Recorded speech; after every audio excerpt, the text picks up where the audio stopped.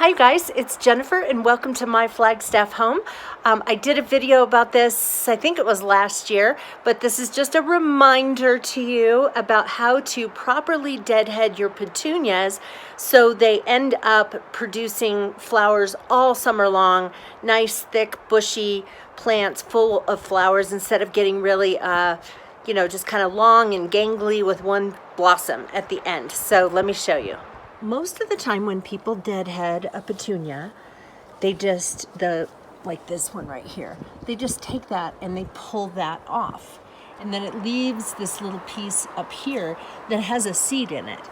And so what happens by the end of the summer is you have all these little things around the plant that have a seed in it. And the plant thinks that it's just time to stop producing blooms and time to put out its seeds, so hopefully it will grow again next year.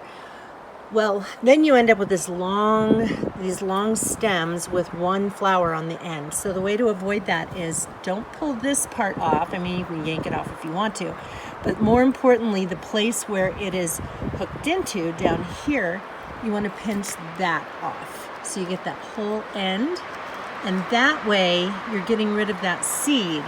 And so then what you're going to end up with is lots of blossoms that keep coming over the whole summer. These I actually just planted last week, and so this is going to fill in really nicely, and it'll just be loaded with blossoms all summer long. So that's it. I hope I'll see you again on my Flagstaff home. If you're not a current subscriber, hit the subscribe button and also hit the bell icon, and YouTube will let you know when I upload new videos. Take care, you guys.